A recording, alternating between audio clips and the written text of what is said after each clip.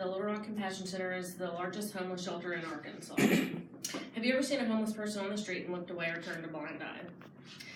My name is Staphanie S. and I'm a UALR 1300 student, and I've completed 4 hours of service learning at Little Rock Compassion Center. Today I'm going to talk to you about my service learning at Little Rock Compassion Center. First, I'll tell you about my service learning experience. Second, I will discuss communication concepts and principles. Finally, I will connect 2 civil and ethical implications along with my service experience. Moving along to where I volunteered in my service there. I completed my service at Little Rock Compassion Center, which is located actually right down the road here, about a mile or so. If you've ever driven down Asher, about a couple of miles, there's a women's shelter, and then there's also a huge homeless shelter for men, and they have food. They provide meals, like 500 meals a day some days. People live there as well, children. They also have a store where they sell and give most of their donations. People buy stuff there and a lot of donation. They have a warehouse in the back where they actually collect cardboard and saved up over time, and they have a compactor that they use, and then when cardboard is really high, they sell it so they can have, more money for the shelter. The mission of the organization, according to the Little Rock Compassion Center and Pastor Holloway, which is the founder, emphasizes a few key ideas.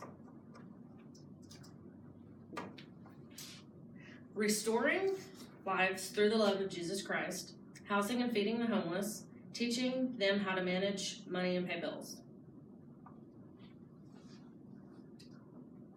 While I was there, I met several people that were homeless, recovering addicts, alcoholics. Some were ordered to be there, some were there because they wanted to be there.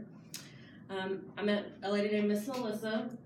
She was the head lady in the kitchen. She's been there for around 5 years. Her and her husband were homeless one time. They came into about $200,000 and blew it all on drugs. And then they went to the Compassion Center, and they've been sober for around 5 years. The second person I met was Robert. He's been there about 5 years as well. He also lives at the shelter and works in the kitchen. Another lady that I've met, her name was Jessica, and she is actually quartered there, and she's in recovery. She has a child also that is with her. While I was there, I worked in the kitchen, served lunch, prepped meals, and we went through the back room where they store all of the canned goods, breads, and threw out the old stuff, and received new donations as well. I interacted with the workers and the homeless, and I learned more about that and myself as well. I thought, it was a good experience. Okay, moving along, there are 2 communication concepts, a communication principle, and 2 civil and ethical implications connected to my service experience. The first communication concept is appreciative listening. The definition, according to Lane Abigail Gooch, 2015, is a type of listening that we engage when we want to enjoy and appreciate the messages we listen to. One example would be when I talked to Miss Melissa, Robert, and Jessica about their life experiences and reasons why they ended up at the shelter. I was trying to be very understanding, open, and while I listened to them tell their stories that were sometimes hard to hear at times. The second communication concept is empathy. The definition, according to Lane, Abigail, and Gooch, 2015, is attempting to understand the thoughts and feelings of others and vicariously experience the emotions of others. One example, would be Jessica talking about her life and struggles, being open and understanding. I try not to judge her, and I try to relate to her as well.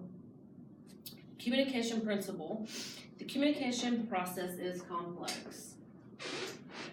The definition, according to the UALR Course Manual 2015, there is no such thing as easy or simple symbolic exchange between communicators. It involves highly complex cognitive, psychological, and social processes. Talking to addicts and homeless is unique and complex. It's a very sensitive and delicate communication, I believe. You have to use your good social skills and psychological aspects throughout the communication process with them. The first civil and ethical implication, sorry, I don't know that word is so hard, The definition according to the ULR Course Manual of 2015, considering all sides of the situation without showing favor to our own interest. One example would be listening to all of them tell their stories. I met so many people while I was there that, you know, some had been arrested, like I said, and were court ordered to be there, and some were voluntarily there. And it's hard not to be judgmental when you communicate with anyone, you know, when you see someone or you hear their story, you know, you're like, wow, but you really don't know what they've went through in their lives to come to that point. Okay. The second would be the concern for community, according to ULR Course Manual 2015, committing to the practice of daily actions, interactions, and performances of engaged citizens that promote co-creativity community experience. I think it was a lot of the interactions I engaged with while I was volunteering. It helps create a positive change. I think if more people would experience this or try to understand people in these situations, maybe we would all have more concern for our community. In conclusion, I've told you about my service learning experience at the Rock Compassion Center. I've told you about my experience volunteering, communication concepts and principle, connected civil and ethical implications of communication.